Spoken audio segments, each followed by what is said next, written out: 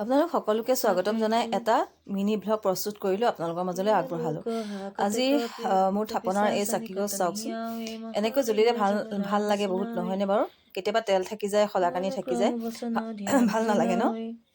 মই যদিও নিজৰ থাপনাৰ চাকিগছ এইদৰে দেখাব নালাগে মই নাজানো, কিন্তু মোৰ মনটো বহুত ভাল লাগি আছে। কাৰণ কিয় সদায় মই হনুমান চালিচা পাঠ কৰি আছোঁ, এই গছ চাকিকে জ্বলাই আছোঁ। আৰু ব্ৰহ্ম মুহূৰ্তত উঠি এইদৰে চাওক, সম্পূৰ্ণ চাকিগছ জ্বলাৰ পিছত কিবা এটা মনটো ভাল লাগে। তেলকণ যদি থাকি যায় ভাল নালাগে, নহয়নে? তাৰপাছত যেতিয়া হৈ গ'ল আৰু ভাবিলোঁ অকণমান মৰ্ণিং ৱাক কৰোঁ। চবেই ৰাতিপুৱা ফুৰে, মোৰতো ফুৰা নহয়। যেতিয়া ব্ৰহ্ম মুহূৰ্তত উঠি পেলাই চালিচা পঢ়া হৈ গ'ল, চাকি থাকি জ্বলালোঁ। তাৰপাছত অকণমান দুৱাৰ মুখেদি ওলাই গ'লোঁ, নিজৰ জপনাৰ মুখেদি ওলাই গৈ এইটো পৰিৱেশ চাওক। এই পৰিৱেশটো হৈছে 5:30টাৰ সময়ত। এইটো জোন চাওকচোন কি সুন্দৰকৈ ওলাইছে গছৰ ফাকেদি। জোন সোমোৱাই নাই ভিতৰলৈ, গতিকে আন্ধাৰেই হৈ আছে। অলপ অলপ জোনৰ পোহৰেহে অকণমান পোহৰ কৰিছে। আৰু মানুহৰ ঘৰত চব মানুহবোৰ শুই আছে, এইদৰে লাইটবিলাক জ্বলি আছে। আৰু মই একদম নিৰপালিকে ইমান ঠাণ্ডা এটা পৰিৱেশত অকণমান সময় ওলাই গ'লোঁ। বহুত দূৰ যাবলৈ অকলে ভয় লাগে, কিন্তু অৱশ্যে আজিকালি ভয় নালাগে, ৰাস্তাত প্ৰায় মানুহ থাকে। কিন্তু উঠিছোঁ, ঠাণ্ডা লাগিছে, গা চা ধুই ইমান সময় যিহেতু গোঁসাই ঘৰত চালিচা পাঠ কৰি বহি থাকিলোঁ, ঠাণ্ডা এটা লাগি আছে। বেছি দূৰ সেইবাবে যোৱা নাই। এইটো এটা পুখুৰী আমাৰ ওচৰৰ। এই পুখুৰীটোৰ ওচৰতো এই আন্ধাৰ, লাইটেই জ্বলি আছে।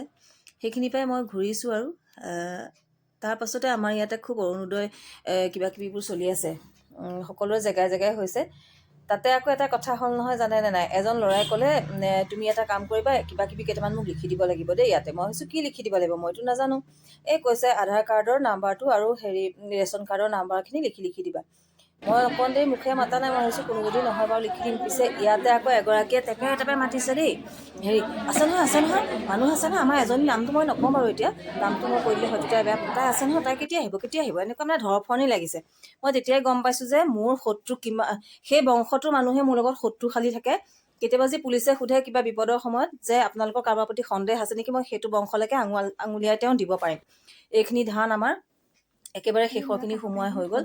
আৰু দুপৰীয়ালৈ এয়া ছোৱালীজনীয়ে আয়োজন কৰিলে বেঙেনা পোৰা পিটিকা, আলু পোৰা, ধনিয়া দি পিটিকা।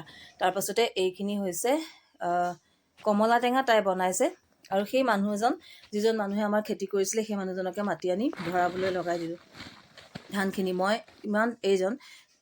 মই যথেষ্ট কষ্ট কৰি শুকুৱালোঁ, টানি কোহনাই তেখেতক ভৰাবলৈ দিলোঁ। তাৰপাছতে এই সাজ ভাত দুপৰীয়াৰ নিৰামিষ, যদিও বৰ সুন্দৰকৈ তৃপ্তিৰে ছোৱালীজনী অসুস্থতাৰ পৰা এতিয়া সুস্থ হৈ উঠিছে, গতিকে অকণমান কিবা এটা কৰিব পাৰিছে। আৰু এয়া দেখিছেনে, পুৰণা যে আমাৰ চাকিৰ শলাকানিখিনি গোটাই থৈ সন্ধিয়া লগা মই নিজৰ ঘৰখনৰ কাৰণে এইদৰে ধূনা দি ধোঁৱাখিনি গোটেই ঘৰখনত দিলোঁ। নিগেটিভিটি যায় বুলি কয়, গতিকে মই ঘৰখনৰ কাৰণে যিমানকণ পাৰোঁ চেষ্টা কৰোঁ, যিদৰে পাৰোঁ চেষ্টা কৰোঁ, যিদৰে ভাল বুলি মই নিজৰ মগজৰ পৰা আইডিয়া কৰিব পাৰোঁ। এইটো কিবা ভাল যেনেই লাগিলে।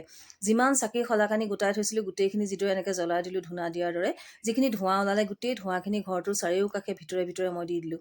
যিহেতু মোৰ ঘৰখনৰ পৰিৱেশ পৰিস্থিতিৰ বাবে নিগেটিভিটি কাট খাবৰ কাৰণে কিছুমান এইদৰেও কাম কৰে বুলি বহুত কেতিয়াবা মই ভিডিঅ'সমূহত পাইছিলোঁ। গতিকে এইসমূহ মই যিমান পাৰোঁ কৰি থাকোঁ। অৱশ্যে নিজৰ বিচাৰ বুদ্ধি লৈহে কৰোঁ দেই।